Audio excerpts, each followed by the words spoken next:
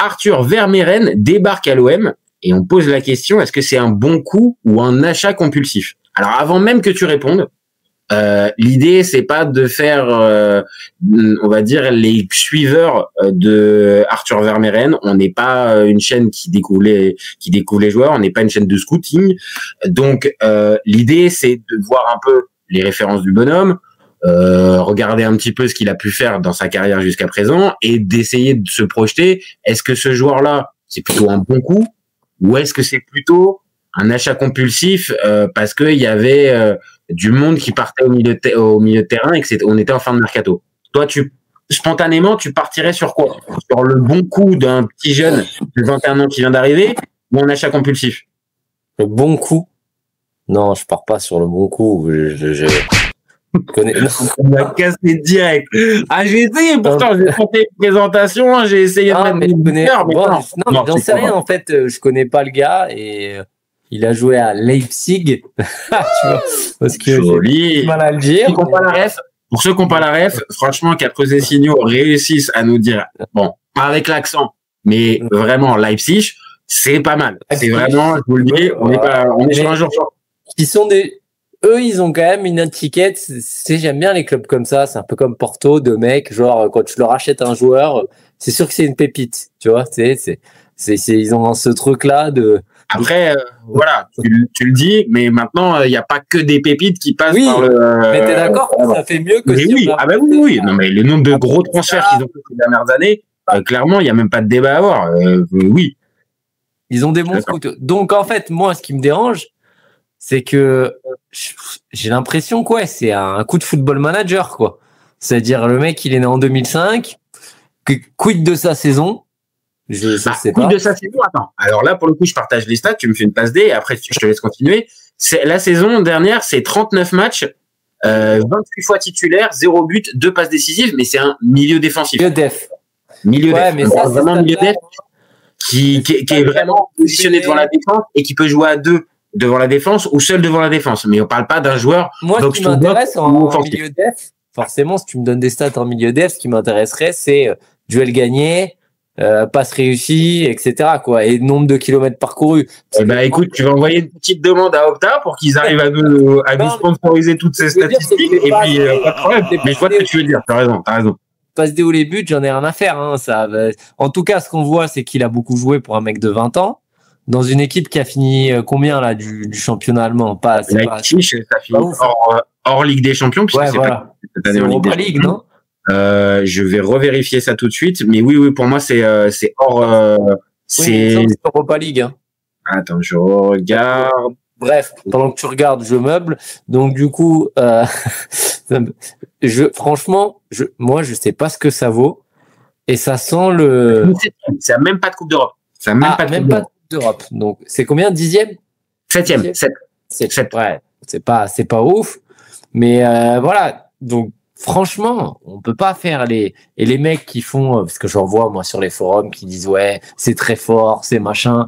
Ouais, bon, à moins que tu tapes quand même tous les matchs de la Bundesliga ou les matchs des Diables Rouges, il est international belge, lui. Voilà. Il est international belge.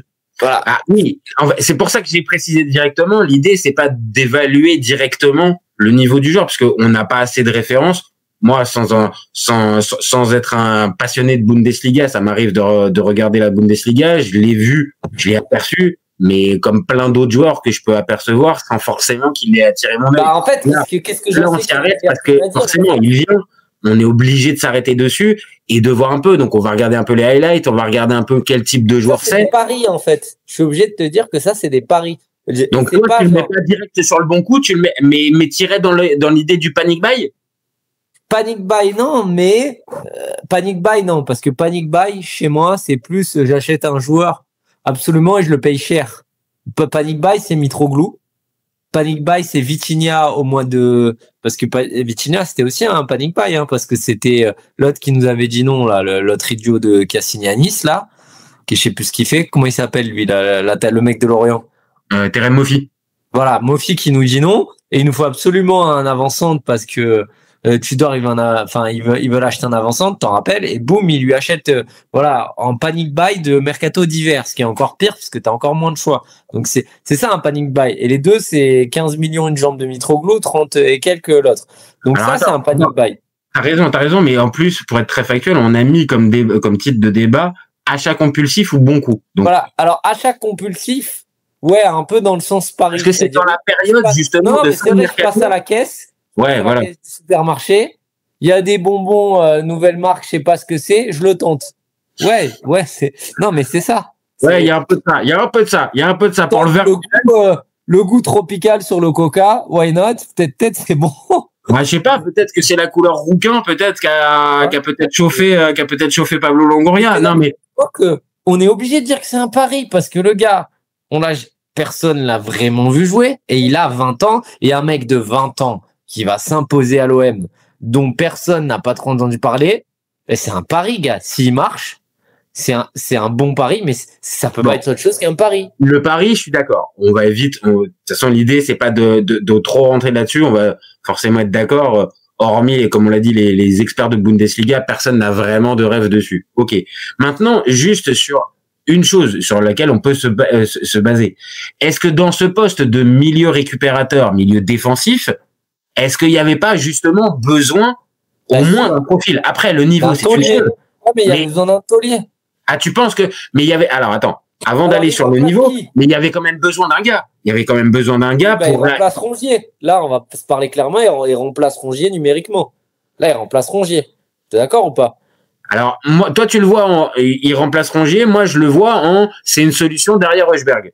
Et Højbjerg, vu son début de saison, forcément, le fait d'avoir un gamin... On va pas lui mettre la grande pression, hein. Ouais. Bah, tout dépend. On a bien vu on va en parler tout à l'heure, mais Roberto De Zerbi, il a pas forcément non plus que des passes droits avec ses titulaires. Donc, si un de ses titulaires est pas bon, bah, t'as le petit... Qui va afficher?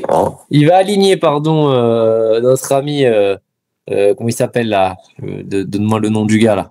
Vermeeren, Arthur Vermeeren. Il va le mettre en Ligue des Champions à la place de Højbjerg. Eh ben attends, je te pose la question. Et alors, est-ce que en double pivot à côté de Højbjerg, est-ce qu'il peut pas prendre la place d'un Angel Gomez, qui pour l'instant est très décevant depuis le début de saison? En Ligue des Champions à 20 ans. Et oui, en Ligue des Champions.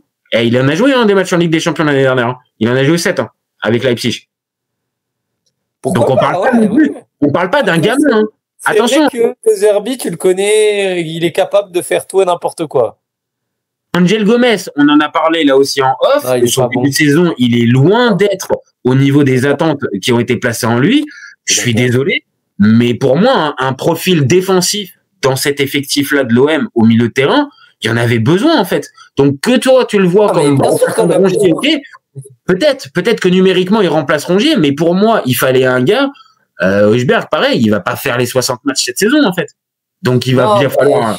Ça, voilà, on va pas en parler. En tout cas, en Ligue 1, on verra en Ligue des Champions, parce que oui, le plafond de verre pour Rongier, Ligue des Champions, c'était un peu trop. Mais en tout cas, on a plus de certitude quand on démarre avec Rongier. Ça, je suis d'accord. Mais et donc, pour terminer, est-ce que toi, par exemple, tu crois à la belle histoire? Par exemple, le gars qui, on va dire, au début arrive comme ça, dans la rotation, voire en remplaçant un titré, et qui, au fur et à mesure de la saison... Déjà, le contrat, c'est un prêt avec option d'achat obligatoire. Hein. Donc, c'est obligatoire? Ouais. Oui, c'est obligatoire. Donc ça veut dire même que le gars, on mise quand même un minimum dessus quand on est l'OM. Ouais, oui. Bah, moi, j'ai envie d'y croire, ouais. Mais bon, j'en ai aucune idée. Moi, les mecs comme ça, à chaque fois, j'attends. Et je me dis, bon, on va voir, et après... Et juste comme ça, là, ça vaut ce que ça vaut, comme ça, le feeling. Tu penses que ça peut justement être le gars qui s'impose au fur et à mesure de la saison? Je dis pas une référence, une base, mais juste un gars qui, au fur et à mesure de la saison, devient un peu un potentiel titulaire, ou t'attends de voir? Tu pars dans quel état d'esprit? Moi, je pense que c'est vraiment qui tout double, et les probas, elles sont qu'il y a très peu de chances qu'il s'impose. Parce que c'est pas un cadeau, ce club, à 20 ans, comme ça... Bah, tu t'imagines, en fait, il y a peut-être 5% des joueurs de foot qui sont capables de supporter la pression de l'OM. Et donc, à 20 ans, tu réduis encore. Tu vois ce que je veux dire? Pour moi, je suis joueur de foot. Quel est l'intérêt quand t'as 20 ans, je te le dis, hein, et que t'es international belge et tout, que tu joues à Leipzig, d'aller à l'OM qui est pas assez, qui est pas assez haut, mais qui a la pression d'un club qui est encore plus haut. Après, il est passé par l'Atlético Madrid, on en a pas parlé, hein. Mais avant d'arriver à Leipzig, il passe par l'Atlético Madrid et Diego Simeone. Alors, il fait que 5 matchs, certes, mais il est passé aussi par ce type de club assez exigeant, pression populaire. Je dis pas que c'est comparable, mais l'Atlético reste un club beaucoup plus sanguin qu'un Leipzig, ou le club d'Anvers, je crois, c'est là où il débute sa carrière. Donc, il a peut-être aussi un tout petit peu eu, malgré son jeune âge, déjà cette pression un minimum. Maintenant, ok. Écoute, on va voir. Hein. De toute façon, je partage assez ton avis et j'attends de voir, comme bon nombre de supporters marseillais aussi. Apparemment, attends, je regarde, je suis en train de vérifier, donc c'est quand même important pour savoir si eux, ils y croient vraiment, tu vois. Apparemment, c'est non obligatoire, donc tu vois, ça veut dire ce que ça veut dire. Là, ça fait redescendre. Ça fait redescendre la cote pour la. Parce que on va pas se mentir. Hein. Sur un truc, hein. On parlera de Riley aussi après dans. Bah, là, on va en parler. Là, justement, j'attends. Dis-moi tout. En fait, on va pas se mentir et nous, on connaît bien ça. Nous, on n'aimait pas. Maintenant, c'est des montages financés. Les prêts avec option d'achat obligatoire, c'est des achats. C'est juste des histoires comptables. Par contre, les prêts, depuis tout temps dans le football, les prêts avec option d'achat non obligatoire, ça marche très rarement. Et ça nous fait rappeler Tapi 2. Bertapi 2 et on prend les Adriano et les Alfonso. Et en fait, pourquoi? Parce que t'as pas de risque. Tu prends des mecs, ça marche. Donc en gros, tu le signes à la va-vite. Parce que au pire, il repart. Tu vois ce que je veux dire? Et donc, en termes de risque financier, oui. Et cite-moi les réussites des prêts avec option d'achat non obligatoire. Les derniers que j'ai en tête, ça va être Carboni, Correa. C'est des énormes flops, hein. L'AC Milan avait bien profité de ça avec Yoann Gourcuff. Oui, mais tu me sors un truc d'il y a 20 ans. Moi, je te parle à l'OM. Attends. Tu rappelles juste que tu as commencé tes refs avec Tapi 2. Donc, Tapi 2, c'est encore plus loin. Oui, mais ça ressemble à ça. T'en as, toi, là, à l'OM, un mec, option d'achat non obligatoire. Vas-y, sors-le-moi. Et finalement, il a pété, on l'a acheté. Je sais pas, mais comment il s'appelle? Senji Zunder. C'était pas un truc comme ça? Ah, si. Je crois. Oui, c'est ça. Je crois. Et Lirola. Voilà. Bon, voilà. On a les deux exemples. On a les deux côtés. C'est bien pour terminer pour le dossier Vermeeren.